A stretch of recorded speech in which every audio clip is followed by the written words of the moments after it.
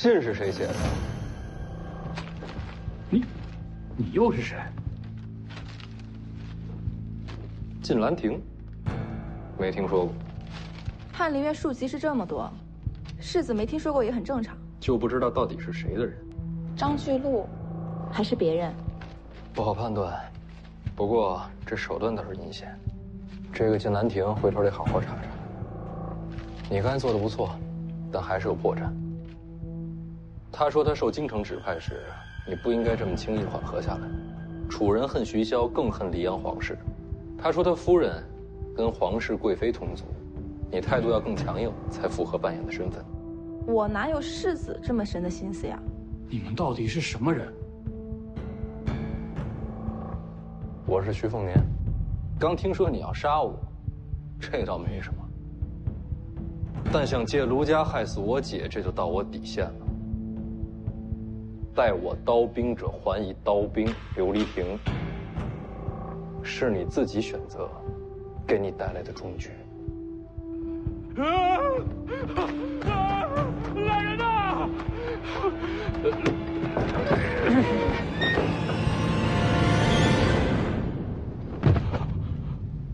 世子，他怎么办？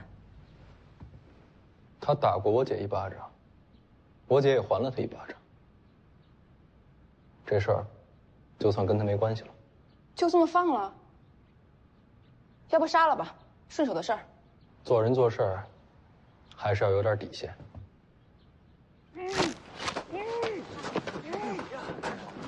这是要把刘大人绑到哪里去啊？这是干什么事儿？家里的人怎么处理的？那些家人都只是被捆绑住，并无伤亡。好。怎么把嘴堵上了？拿掉！救命啊！北凉世子徐凤年要杀人了！喊，接着喊！徐凤年动有私刑，黎阳城王法何在？天理何在啊？没错，我就是北凉世子徐凤年。诸位，把这名字给我记好了。兄弟，你不能杀我。你要杀人，人便杀你，这就是天理公道。我知道错了，我愿意投降师傅门下。最后一点骨气也没保住。走，回阳城。走。徐凤年！徐凤年！徐凤年，你把我放开！徐凤年！哎，你们看，那不是刘大人吗？刘立亭有大人，这刘大人被谁拖在马后边？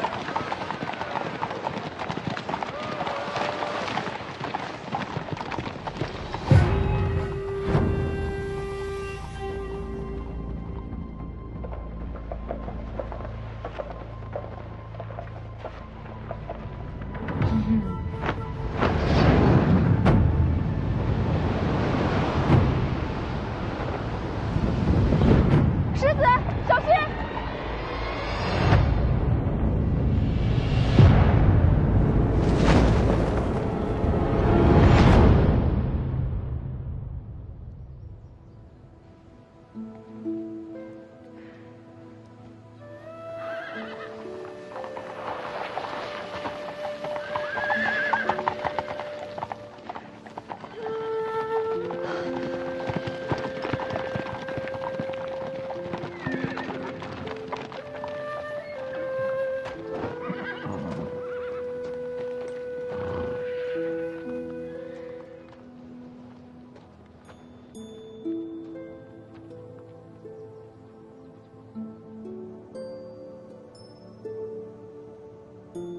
你呀，又闯祸了。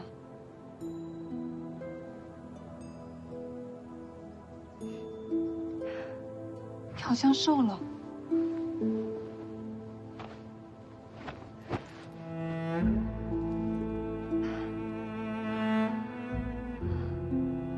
姐，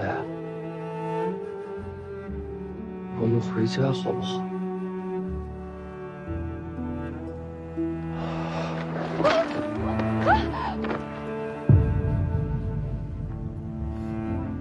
凤年，凤年！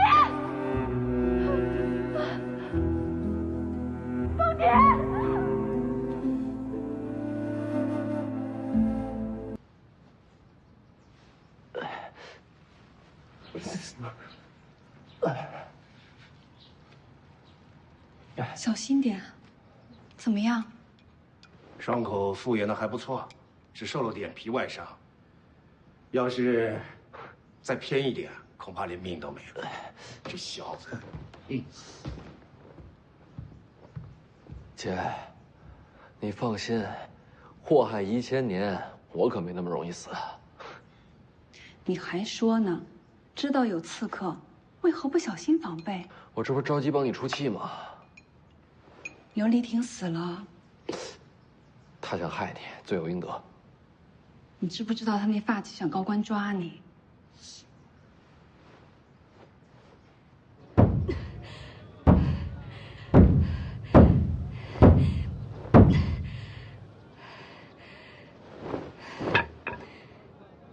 当街杀人，连王法都不管了。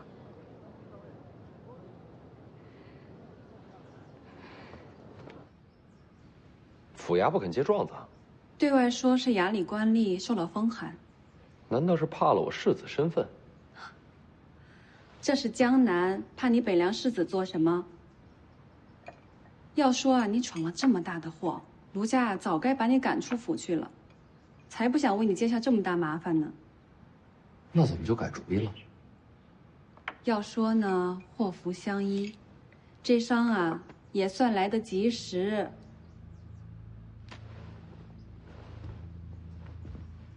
世子这一伤，可把卢家上上下下惊着了。本来刘黎婷一死，卢家就打算抽身事外，让世子自己去应对江南群情激愤。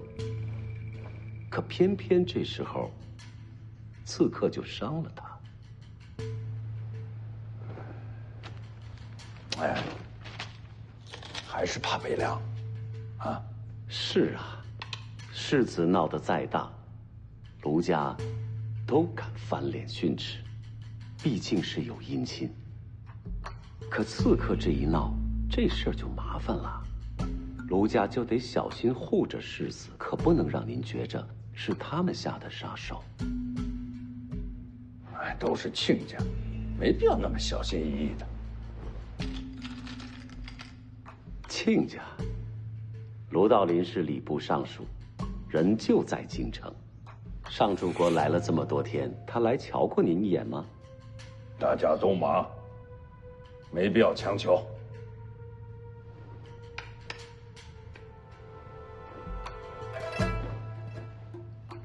这里就咱们3个，话就说得通透些。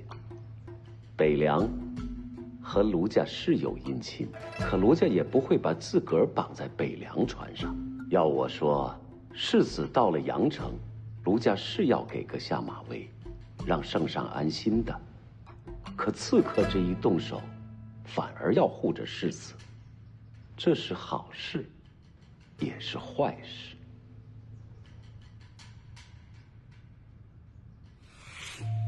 好处嘛，就是这么一来，卢家一定会把你照顾得好好的，可不敢让你真出了什么事儿。要说咱爹这人徒的名声，那也不是白给的。衙门不接状子，也是卢家安排的。名门士族在江南，那不跟土皇帝一样？有好处，那也得有坏处吧？坏处嘛，就是这么一来，卢家和北凉就走得太近了，在京城那边，恐怕说不过去。二乔是我在路边救的丫头，她不是卢家人。卢家就没几个好人，要不是世子你受了伤，平日连卢炭都不给咱们屋里送。卢家对你这么苛刻？那是。好好换药，别胡说。你别听他胡说，我在这儿过得挺好的。咱们说正事儿，爹现在在京城，正在替你保住世袭罔替呢。只是如果江南和北凉不起任何争执的话，皇上怎么肯把北凉王位留给你呢？上主国，陛下想看见什么，你该知道。陛下喜欢看什么，我哪知道？徐凤年在江南杀人，可说是凶悍暴虐。可陛下看着高兴，他闹得越厉害，江南文人越恨他，陛下就越满意。你倒是肯说两句实话，嗯？可这一受伤，卢家小心翼翼地护着，局势就不好看了。哎，要么这样，让陛下下一道旨意。这下什么旨意？下旨，让徐凤年杀他几个卢家人，到时候那个卢家跟徐家一定闹翻，这样大家就皆大欢喜了嘛。上柱国莫开玩笑，陛下怎可能有这种旨意？那你让我怎么办？哎呀，我传令给凤年，让他杀自己的亲家。徐凤年想要世袭罔替，北凉就必须是孤镇，该怎么做？上柱国自己掂量。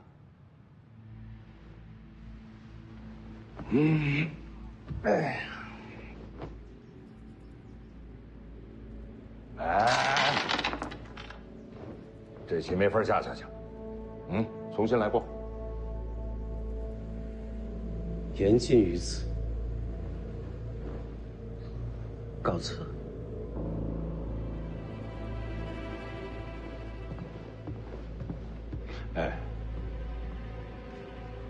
凤年此行遇到福将洪家刺杀，上一代洪家人就是死在他的手里。你说这刺杀跟这个寒雕寺是不是有什么牵连啊？跟你下棋就已经头大了，你何必难为一个和尚？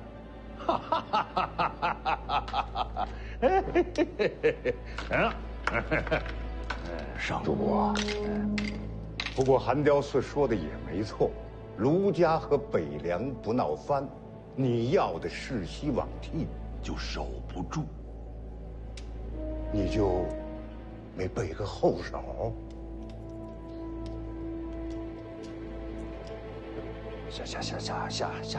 下棋啊！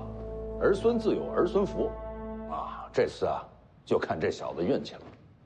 要我说呢，你先好好养伤，等伤稍微好一点了，在卢家找个由头大闹一场，做出个样子来，然后就什么都好说了。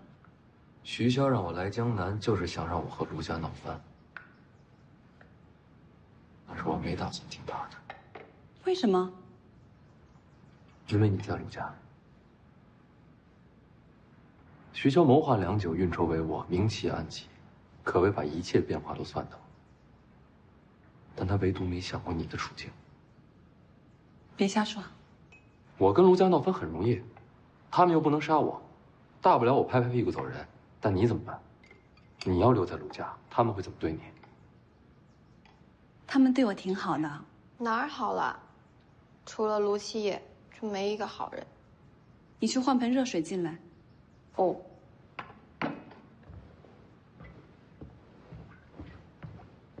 你别听他瞎说，也不要乱想。好歹呢，我也是卢家的媳妇儿啊，他们待我再坏也坏不到哪儿去。你就安心办你的事儿，只要守住世袭罔替，你就可以名正言顺地接手北凉。一切要为了大局着想。为了大局就活该让你受委屈吗？这样的大局我宁愿不要。让我跟卢家闹翻可以，我就一个条件。姐，你跟我走。你傻小子。跟我去武帝城也可以，我找人送你回北凉也可以。再不成，我让人送你去武道。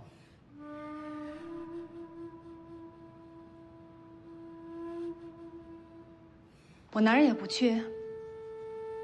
姐，你就不能为你自己想想吗？好了，我知道你的心思了。你先好好养伤，等你伤好了，我们再慢慢聊。好好休息，姐不吵你。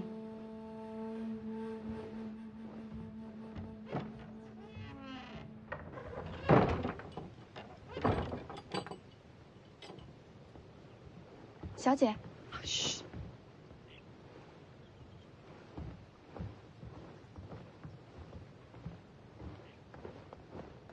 少爷一来，府里好说话多了。这个月的月例银子啊，说是待会儿就送过来，比往常快乐许多呢。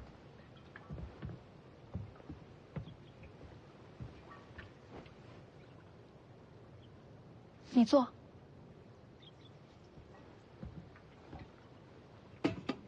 小姐有什么吩咐？你帮我叫辆马车，别让府里发现。小姐要去哪儿？去祭拜亡灵。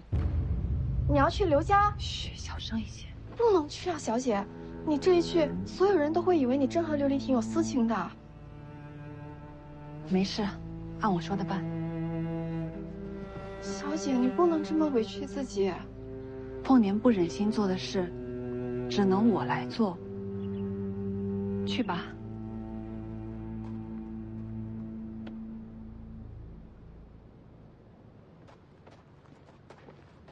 哪儿叫的马车？车马行，没让府里发现。嗯。你回去吧，我自己去刘家。我陪你去。不行，凤年这孩子聪明，见不着我会问。如果他问起，你就说我给他请大夫去了，别让他起疑心。小姐，不用担心。要不这样，回头你跟着凤年离开江南，省得留下来受欺负。我要跟小姐在一块儿。真是个傻孩子。回去吧。江心郡琉璃亭府上。是。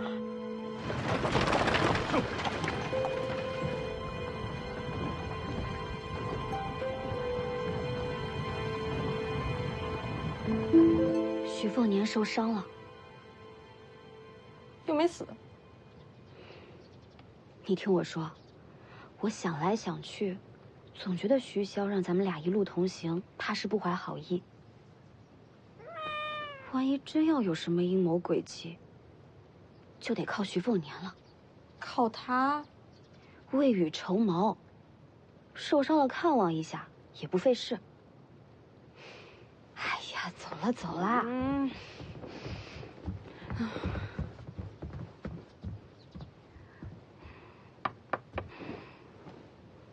听闻世子遭遇刺客，万幸并无大碍，不知有什么需要我们做的？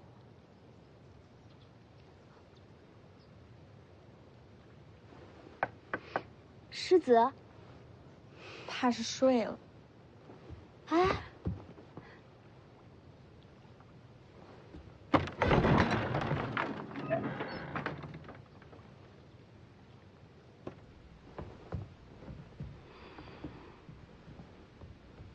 不是受伤了吗？人呢？我怎么知道？二乔在吗？你们这个月的月例银子。我们是来找世子的，请问我家世子去了哪里？我又不是这个院里的，我怎会知道？那我们再去问问。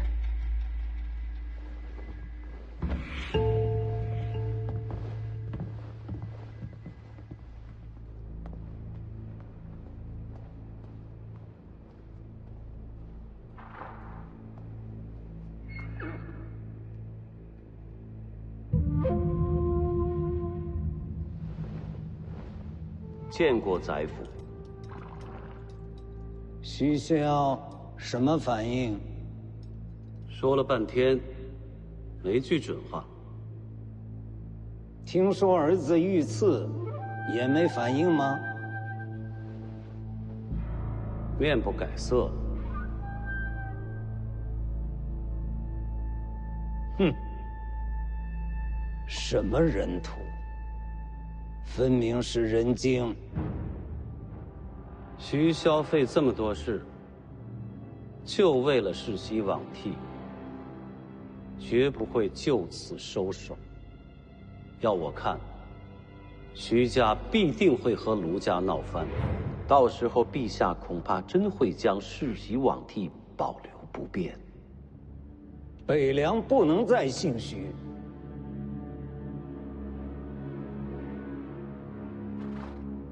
刺杀也落空了。李淳罡在徐凤年身边，那就是杀不掉了。办事的人已经去了龙虎山，龙虎山藏的那位，应该能和李淳罡抗衡。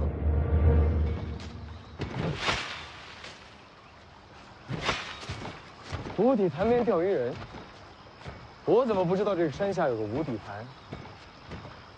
潭？啊，杀个小舅子还真不容易。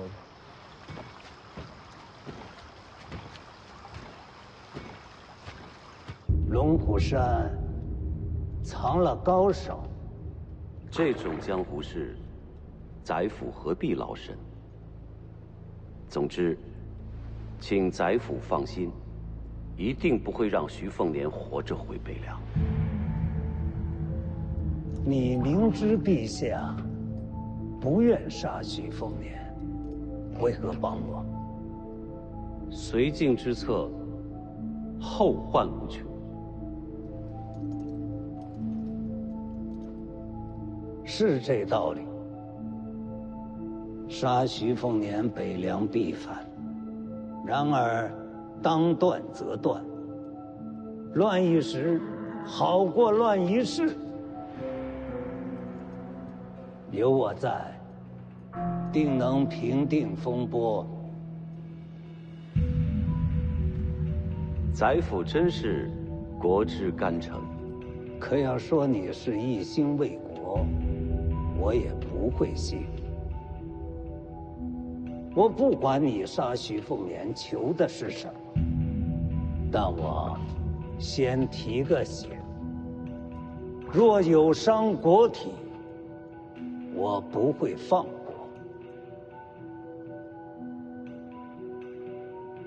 要杀徐凤年，就别拖太久。请宰府静待佳音。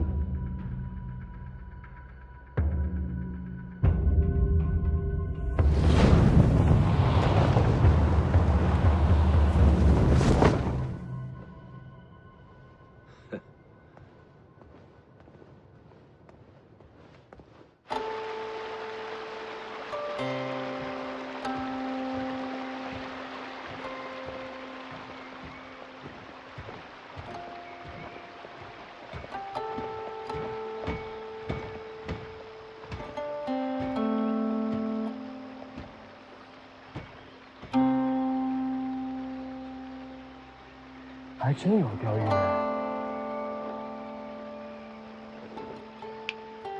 去试试。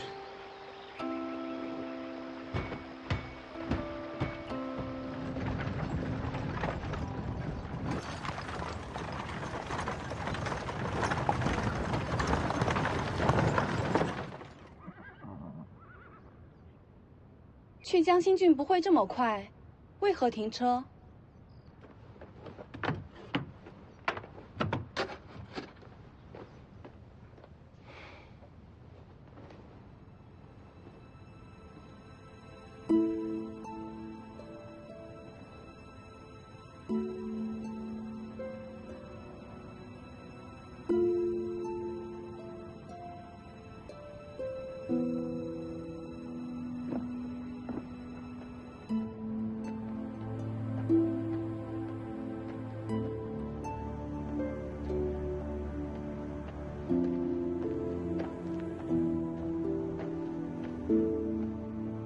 凤年，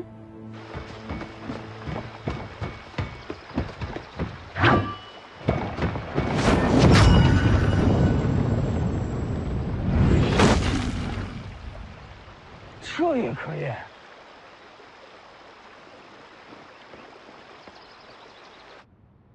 我让宁安梅的凤子营守在卢府前后门，二乔一出来，我就知道了。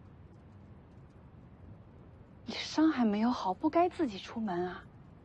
我不出来，谁能劝你回去啊？江南不是只有一个卢家。等我伤好了，找个机会和江南文坛作对，多招惹几家京城一样的蛮夷。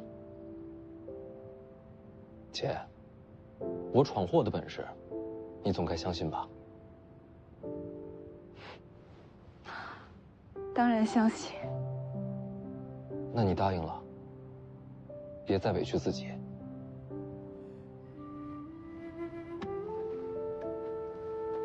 我整天追着你跑，我的伤可好不了。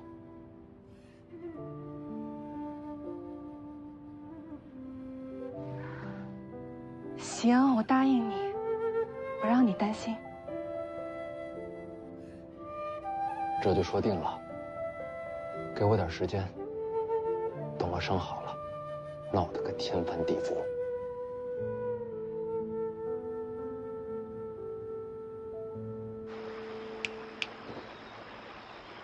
他是死了吗？睡着了。前辈如何做到的？福将红甲都给了你，韩雕寺是你什么人？是我师父。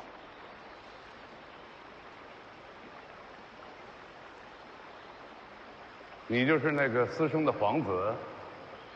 这您都知道？我还知道，你此番来龙虎山找我，是为了杀徐凤年。您是神仙吗？为何要杀徐凤年？为国除害。不对，你是想引发天下大乱，趁乱而起，夺取皇座。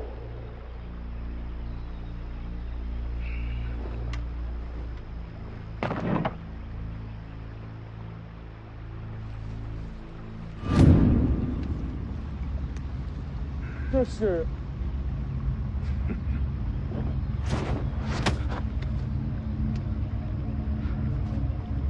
传国玉玺。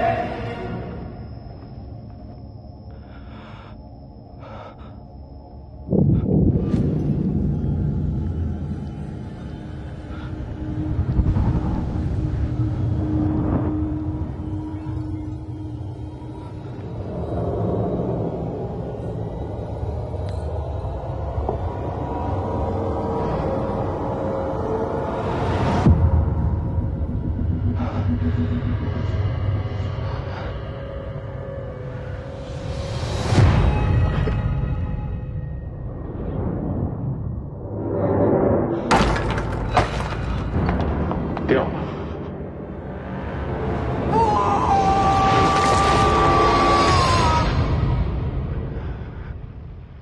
不，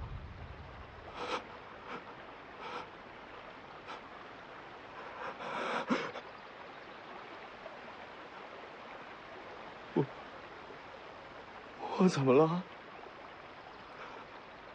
那是幻梦吗？百官臣服，天下至尊，这是美梦。您能走入我的内心，您真的是神仙。人力终有时而穷，而思绪的变幻，却有着无限的可能。繁华山色，春雨冬雷，入眼入耳，终是入心。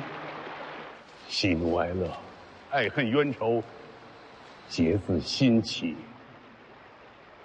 人心，才是躯体之主，万物之精。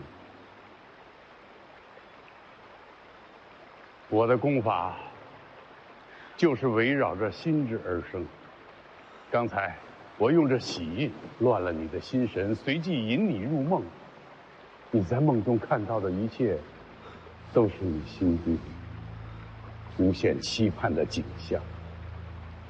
都是梦。那这玉玺，假的。也许只有这传国玉玺的名号，才能瞬间破你心防。因为在你心底里最渴望得到的，就是至高皇座。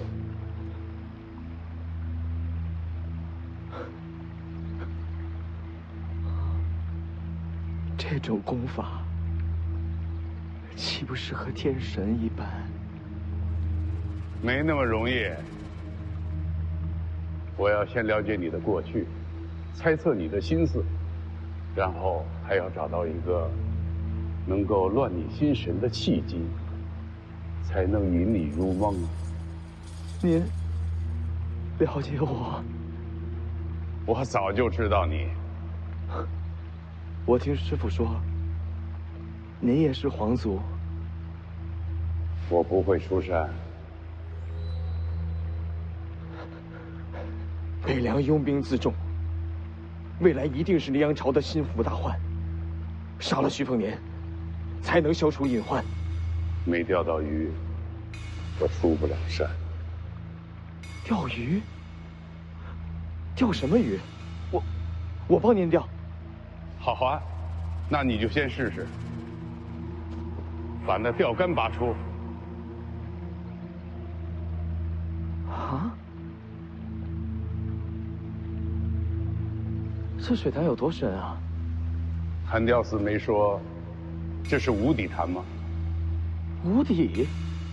那您在钓什么呢？千年雕泥。世上哪有这种东西？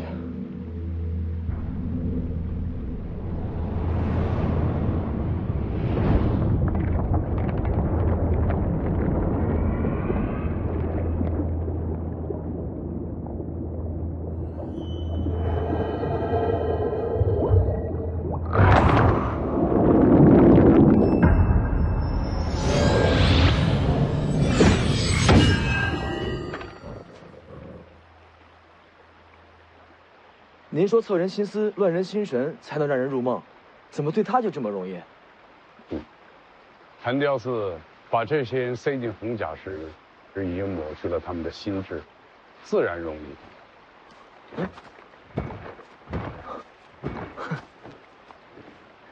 您钓胶泥多少年？20多年了，还没钓到。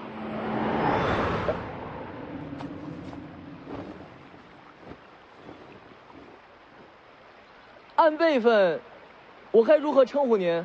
不用算辈分，叫名字就好。赵黄巢。哎，晚辈可不敢。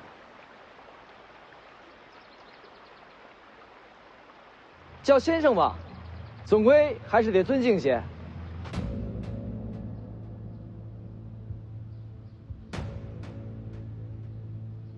今日不下棋了？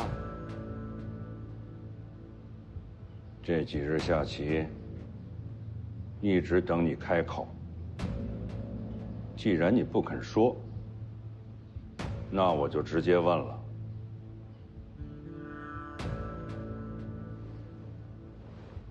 这些年，我一直拜托你帮我查一下20余年前，我们家那口子在京城被伏击之事，都有谁？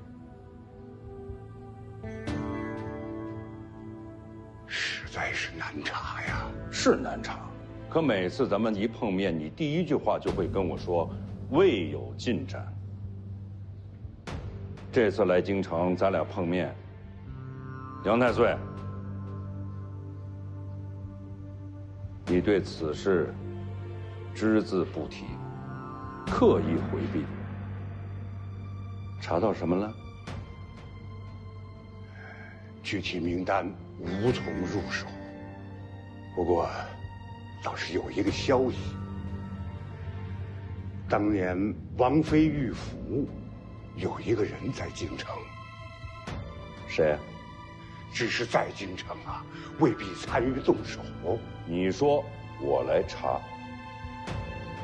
这个名字，我迟迟忍着不说，就怕给你惹来祸端。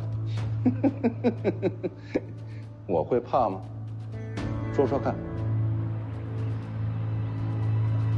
先生，您都在这钓20多年了，偶尔出山走走，回来再钓，不是也一样吗？20年前与人交手，攻法反噬，如今靠着无底潭镇住心神。若无教你，我一生都无法出山。谁能上得了您啊？还能有谁啊？武帝城那位王仙芝。这么说，20多年前您去过武帝城？在京城交的手。王仙芝去过京城，怎么没人知道？那夜发生了大事儿，有关的消息都被抹除了。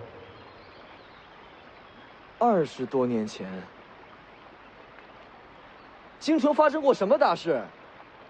要不是我碰见了王仙芝，那一晚，吴素怕是没机会活着离开京城。吴素，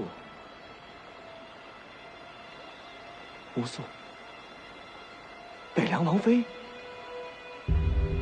那丫头，算是吴家剑种中历年来天资最好的一个。北凉王妃在京城遇刺，虽负重伤，毕竟全身而退。要是没那一战啊，她也不会那么早死。如此天大之事，怎么会悄无声息？事与密成，予以谢败。就是因为事儿大，才要无人知啊。京城动手，是先皇的意思吗？不然谁敢动手啊？那时开国不久，为何要对北凉王妃下手呢？徐骁灭了6国，功高盖世，赏无可赏。可偏偏就在这个时候，传来了吴素怀有身孕的消息。之前，这徐骁也只有女儿，一切都好说。可万一这北凉有了传承，多少人夜不能寐啊！吴素既然未死，徐骁为何不反？京城提心吊胆数年，始终不解的也是这个疑问。当年他遇俘受伤，回北凉后，只字未提。我那时候脾气暴，若知此事，我一定会对京城起兵的。那你什么时候知道的？有了黄门儿之后，他旧伤复发，我才得知真相。可那时候，我已经有了儿子女儿。哎，你要知道，一个有家室的人做起选择来，顾虑就会很多。哎呀，他是最了解我的，怕我重启乱世，所以到最后一刻，才说出了真相。我这辈子，被他吃得死死的。王妃用心良苦啊！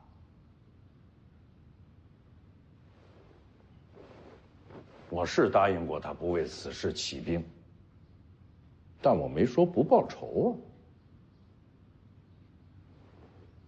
他不肯说是谁跟他动的手，那我自己查，甭管是谁，我一个都不会放过的。杨太岁，我跟你说这些，只是想让你知道我的决心。现在，说说那个人是谁吧。王先知那晚出现在京城。武帝城的王先知，我一直不愿意说，我就觉得这事儿蹊跷。王妃的剑术是通神，可她怎么也不会是王先知的对手啊。能跟王先知交上手的，也就3、4人。如果那晚王先知真的出手，王妃恐怕离不开京城。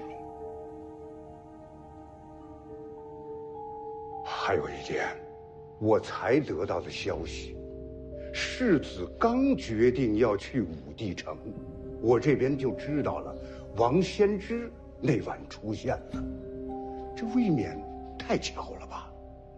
这消息是真是假？核查过了，是真的。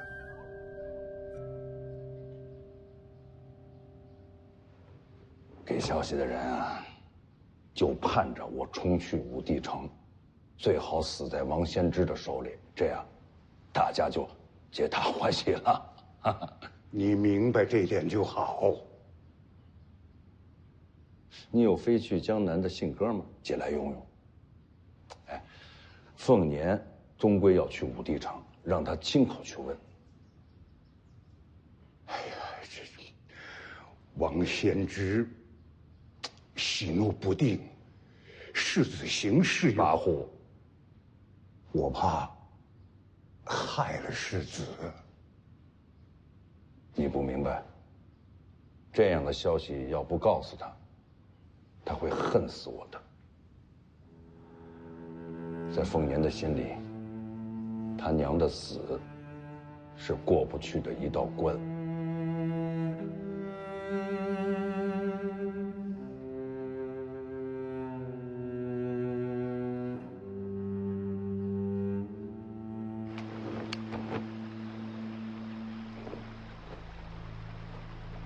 若先生无法离开龙虎山，也有个法子。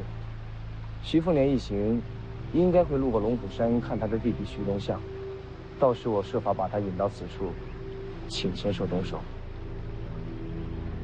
我也未必就能赢得了这李存刚。现神当真如此可怕？更何况这徐凤年不能死。黎阳朝经不起北凉之乱。徐凤年锋芒暗藏，绝非纨绔之辈。若他接手北凉，也是大患。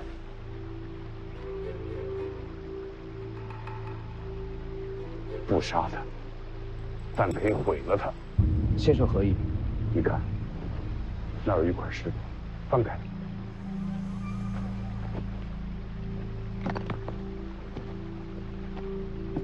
翻开看看。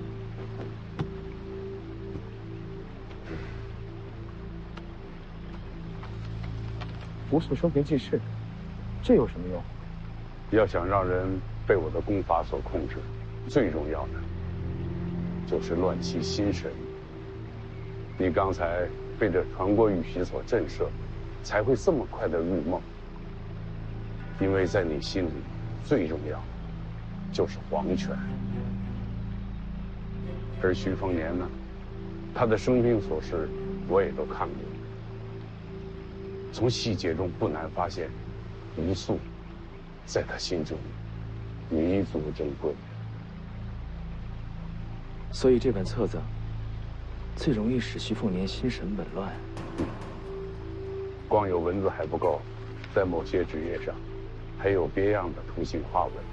我这功法未必一定要我亲自去施展，通过图形，一样能够悄无声息地影响人的内心情绪。为什么我看着没什么感觉？这个呀，是专为徐凤年准备的，别人看了不碍事儿。是针对艺人。要了解一个人的生平细节，才能做成对他有效的图形划分，暗中调控他的情绪。看了这个，徐凤年就能做噩梦？不，是要让他陷入回忆，他会梦见自己心中最想见的人。做个梦，又能怎样？我要斩灭他心中的无所。之前那页正好提到了当年京城一战，这消息对徐凤年很重要，也是他心底里最乱的时候。此刻，突然看到这张图，会让他深深地印在脑海中。之后呢？之后入梦，这图中的天龙会在他心中闪现，占据他心底的一角。换句话说，我要让乌苏在他眼前再死一遍。除非他心智超群，否则徐凤年必定崩溃。说不好，他还会变成一个疯子，一个废了的徐凤年，成为北凉下一代主人。这对皇族来说，不是最好的结果。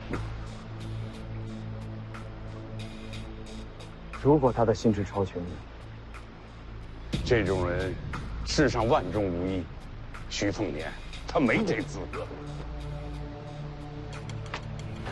先生早就在准备这一切。就算是终老山间，我也终究是姓赵啊。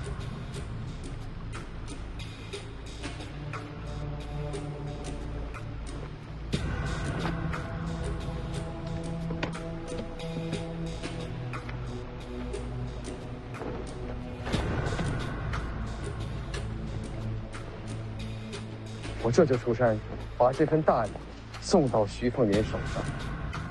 若是徐凤年能够熬过这一关，就把他带来此处吧。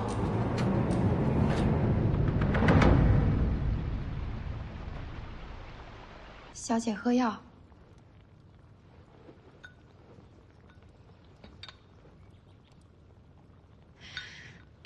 再加点糖。嗯。怕苦。到底得的什么病啊？天天喝药。你摸摸。身子虚，就算是夏天也是手脚冰凉，精神往往不济。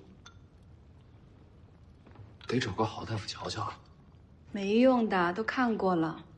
再好的大夫也说了，这气血有亏，治不好的。姐，你还是跟我回北凉吧。这事儿我们不是说好了吗？我必须留下。姐，好了好了，要不这样，等你接掌北凉，就来接姐回家。好，一言为定。好了，不说这些了。既然伤好的差不多了，你想一想，怎么跟江南文坛闹翻，让京城那边放心。这件事儿不能着急，要等一个契机。什么契机？江南文坛常有聚会，找个机会闯进去大闹一场，既能惹得文人痛恨，又显得我无理傲慢，两全其美。那也不能老是坏自己名声啊。用姐的话说，那些草木鱼虫怎么看，我不在乎，只要你们懂我就够了。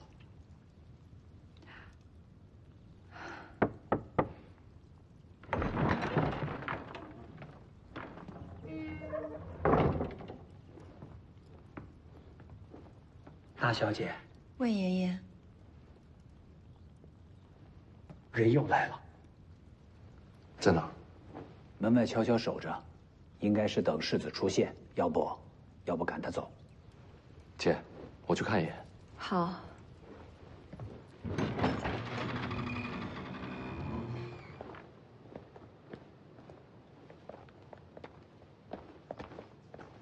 恶贼，拿命来！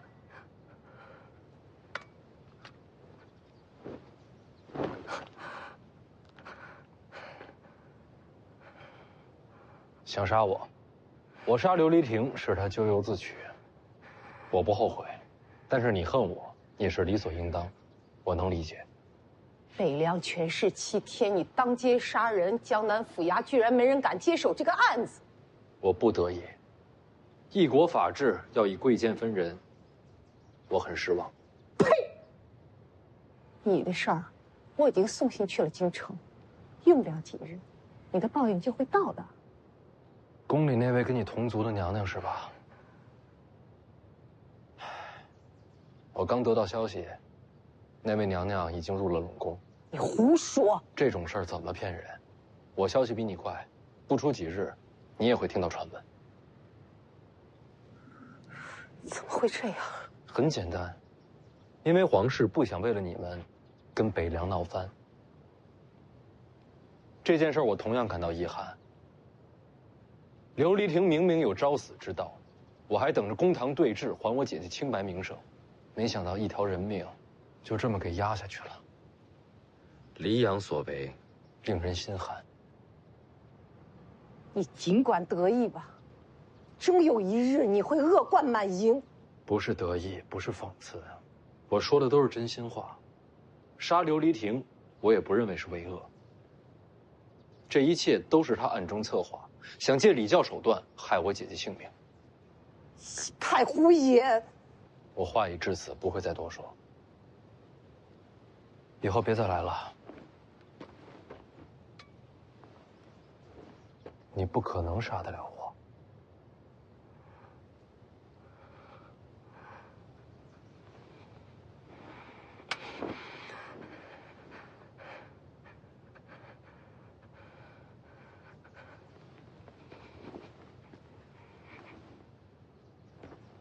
我死了就是变鬼也不会放过你。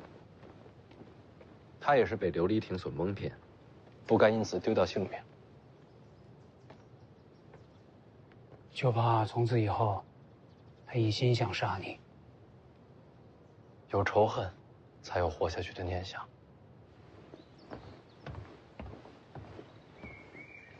七爷，琉璃亭的亡妻又来了。琉璃亭处心积虑败坏我卢家名声，死不足惜。那许凤年出去见他了。他要赶尽杀绝？那倒没有，说了几句话，那女子就走了。找人看着点，别让徐凤年把人家灭门了。是。还有，跟家里说一下，别再对徐知虎那么苛刻。他也是个苦命的人。七爷说的是。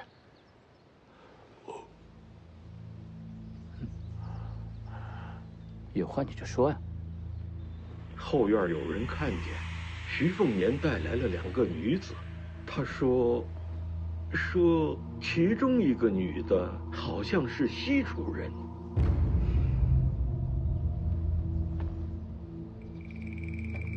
前几天宁寒梅的事情已经办妥了，马车就在后门附近，没让卢家发现。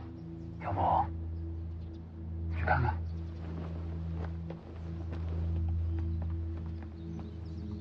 七爷，前些日子我给徐知虎那边送月例银子，叫少奶奶。对，给少奶奶送月例银子，然后撞上了徐凤年带来的2位女子，2个人都面纱蒙着脸。这些日子我想来想去，总觉得面熟。你觉得他是西楚人？是。你见过西楚人？是。大爷曾去西楚做客，我有幸随行一路服侍。说重点。西楚王室曾设宴款待，席上有西楚剑士献剑舞。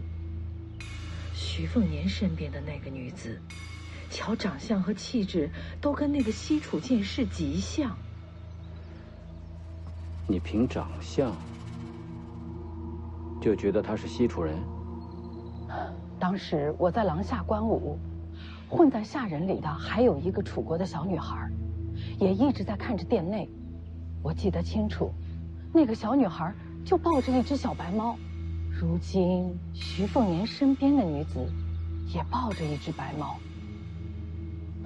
长相又极其相似，总觉得也太巧了些。不对呀，西楚是徐骁王的国，徐凤年身边怎么会有西楚剑士的后人？更何况，徐骁明明知道我们卢家与西楚不共戴天，他怎么会把这样的人带来江南？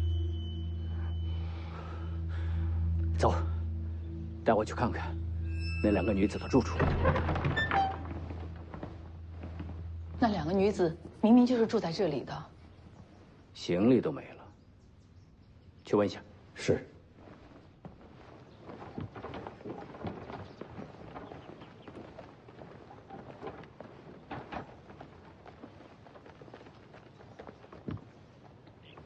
好好的，为什么要我们俩搬出去？世子的意思。他自己为什么不搬啊？我又不怕卢家。世子。那我怕卢家不成？卢家当年嫡子从军，死于西楚国战，所以他们对你是仇深似海。这都什么时候的事儿了？怎么跟于有为一样啰里啰嗦？哎，我仔细想了想，徐骁没有做过多余的事儿。什么意思？他做事用人看似随意，但往往严丝合缝，暗藏深意。自从吕钱塘战死之后，我就一直在想一个问题：他为什么要让你和于有为随我东行？那你说是为什么？为了世袭罔替，徐骁希望我和卢家闹翻，但他知道我的性子，不会让大姐为难。那我们来做一个假设：如果卢家的人认出了你，或者于有为，会发生什么？那卢家肯定要杀了我们报仇啊！之后我和卢家必定翻脸，他世袭罔替的谋划也就成了。我就说吧，让咱们俩随行，绝对有阴谋。徐骁常说“为达目的不惜代价”，这一行，你们二人恐怕就是代价。那为什么到今天才让我们离开？我也是这几日养伤才想到这步暗棋。不管真假，小心为上。我已经让凤子营帮你们找了住处，你们先藏藏。到时候一起离开江南，后面就一帆风顺了。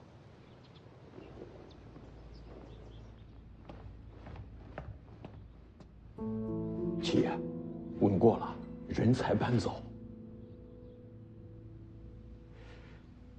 若这两个人没问题，徐凤年何必让他们搬出卢府？这么看来，这事儿确实透着古怪。我看还是让他把人叫来认一认。谁也不许提这个事情。就这么算了。若真是楚人，那是血海深仇啊！不能明面冲突。人肯定是要认，但绝不能由我们卢家亲自出面。七爷，您的意思？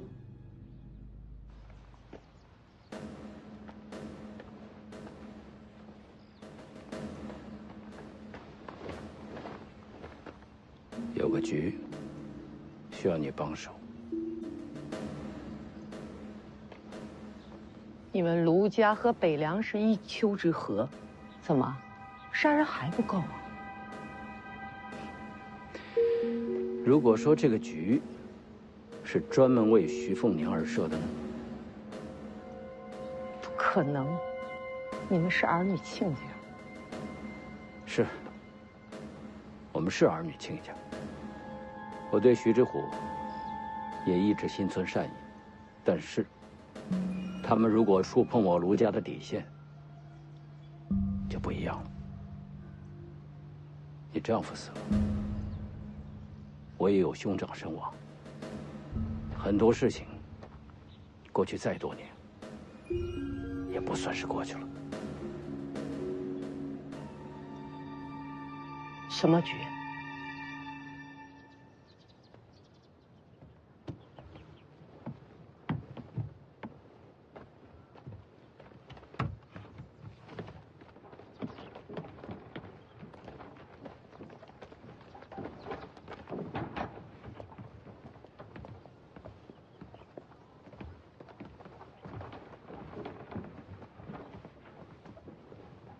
这些天就不要出门了。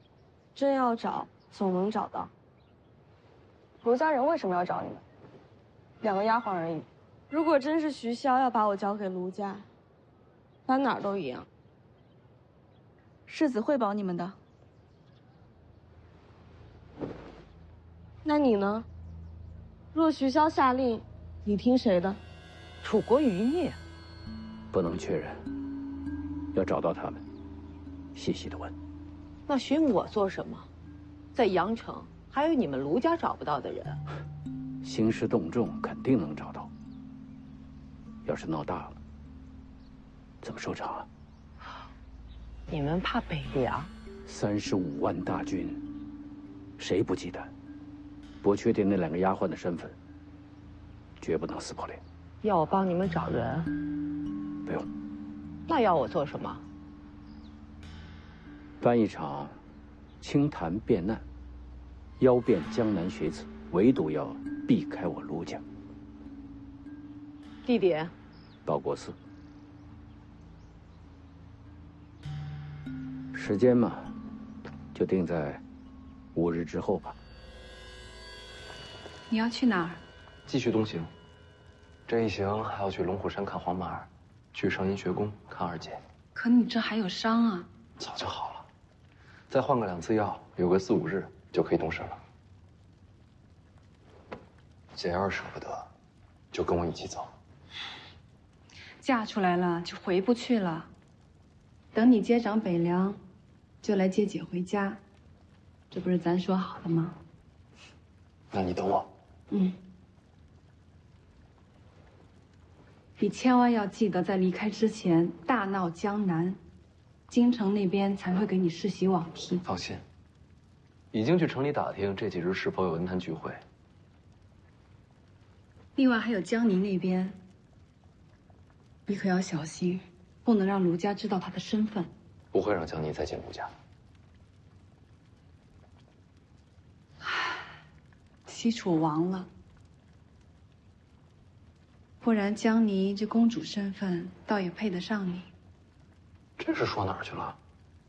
你不说我都知道，在你心里啊，江宁跟其他丫头不一样。只是你的婚事，爹恐怕另有安排。江宁这儿，怕是没什么名分了。这事儿徐骁说了不算，我的人生我自己选。你呀，从小跟爹怄气，没办法，脾气不合。胡说，你们是父子。凤年，娘去世的事儿，不能怪爹。姐，咱不说这个。你是不是还没有从这件事走出来？这么多年了，你看，我没事了。